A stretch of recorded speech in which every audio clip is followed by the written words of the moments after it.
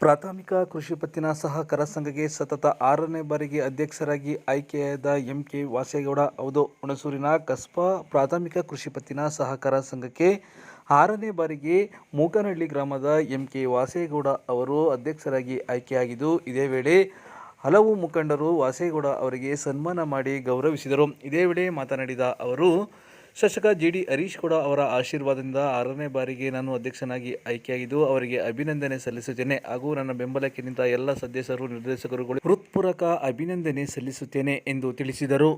ಕುಟುಂಬಕ್ಕೂ, ನಮ್ಮ ದೇವೇಗೌಡರಿಗೂ, ನಮ್ಮ ಈಗ ಹರೀಶ್ ಗೌಡರು MLAರ್ಗೂ ನನ್ನ ಕೃತಜ್ಞತೆ ಹೇಳ್ತಾ ಅವ್ರಿಗೆ ನಾನು ನಮಸ್ಕಾರ ಮಾಡಿ ನಾವೇನಂದೋ ಅದಕ್ಕೆ ಏನು ತಿರಸ್ಕಾರ ಮಾಡ್ದೇನೆ ನಮ್ಮ ಮಾತಿಗೆ ಅಷ್ಟೇ ಗೌರವ ಕೊಟ್ಟು ಅಷ್ಟೇ ವಿಶ್ವಾಸದಿಂದ ನನ್ನ ಆಯ್ಕೆ ಮಾಡಿ ಹಿರಿ ಮನುಷ್ಯ ಆಗಲಿ ಅವರೇ ಆಗಲಿ ಅಂತ ಹೇಳಿ ನನ್ನನ್ನು ಆಯ್ಕೆ ಮಾಡವ್ರೆ.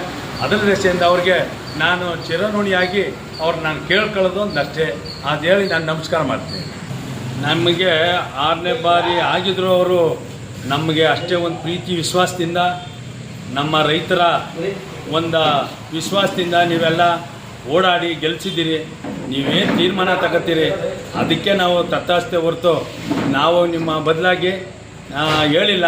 ನಮ್ಮ ಸಹಕಾರ ಸಂಘದ ನಿರ್ದೇಶಕರು ಸಹಕಾರ ಮಾಡಿ ನನ್ನ ಅಧ್ಯಕ್ಷ ಮಾಡೋದು. ಇವತ್ತಿನ ಪ್ರಾಥಮಿಕ ಕೃಷಿ ಪತ್ತಿನ ಸಹಕಾರ ಸಂಘದ ಅಧ್ಯಕ್ಷರ ಚುನಾವಣೆಯಲ್ಲಿ ನಾವು 12 ಜನ ಅವಿರ್ವಾದವಾಗಿ ಆಯ್ಕೆಯಾಗಿ ಈ ಅಧ್ಯಕ್ಷರ ಚುನಾವಣೆಯಲ್ಲೂ ಯಾವುದೇ ಗೊಂದಲ ಇದ್ದಂಗೆ, ಯಾವುದೇ 12 ಜನದಲ್ಲಿ ಯಾವುದೇ ಗೊಂದಲ ಇದ್ದಂಗೆ ನಮ್ಮ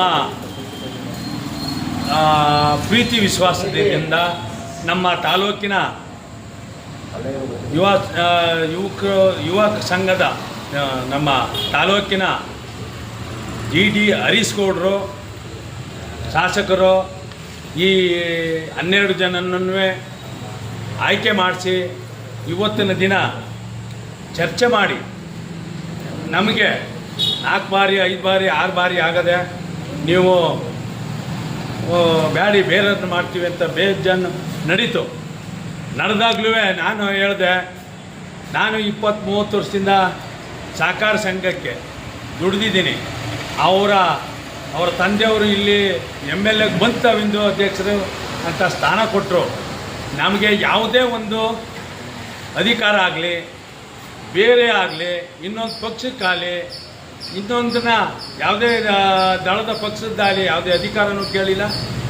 ನಾನು ಯಾವುದೇ ಪಕ್ಷಕ್ಕೂ ಹೋಗಿಲ್ಲ. ಯಾವುದೇ ಪಕ್ಷದ ಆಸೆ ಮಾಡ್ಕೊಂಡು ದುಡ್ಡಿನ ಆಸೆಗಾಗಲಿ, ಇನ್ನೊಂದು ಆಸೆಗಾಗಲಿ, ಅಧಿಕಾರ ಆಸೆಗಾಗಲಿ ಹೋಗಲಿಲ್ಲ. ಅವರು ನನ್ನ 25 ವರ್ಷ 23 ವರ್ಷದಿಂದ ಅಧ್ಯಕ್ಷರು ಮಾಡಿ ನಮ್ಮನ್ನು ಅವರು ಯಾವುದೇ ಪಕ್ಷ ಆಗಲಿ, ಯಾವುದೇ ಜನಾಂಗ ಆಗಲಿ, ನಮ್ಮಲ್ಲಿ ಯಾವುದೇ ನಮ್ಮ ಜನಾಂಗದವ್ರು ಓಟ್ ಹಾಕ್ತಾಯಿದ್ರು ಹಳ್ಳಿಲಿ ನಮಗೆ ಆ ವಿಶ್ವಾಸದಿಂದ, ಆ ಪ್ರೀತಿಯಿಂದ ನನಗೆ ಅಧ್ಯಕ್ಷರು ಮಾಡಿ ಆಯ್ಕೆ ಮಾಡಿದ್ದಾರೆ. ಈಗ ಮೊನ್ನೆ ಅಧ್ಯಕ್ಷರಲ್ಲಿ ಚುನಾವಣೆ ನಡೀತು. ಚುನಾವಣೆ ನಡೆದ್ರೂ ನಮ್ಮದೇ ವಾಸಣ್ಣವ್ರು ಏನು ಹೇಳ್ತಾರೆ, ಯಾರು ಮೆಂಬರ್ ಆಯ್ಕೆ ಮಾಡ್ತಾರೆ, ಯಾರೇ ಮೆಂಬರ್ ಆಯ್ಕೆ ಮಾಡಲಿ ಅವ್ರದೇ ತೀರ್ಮಾನ.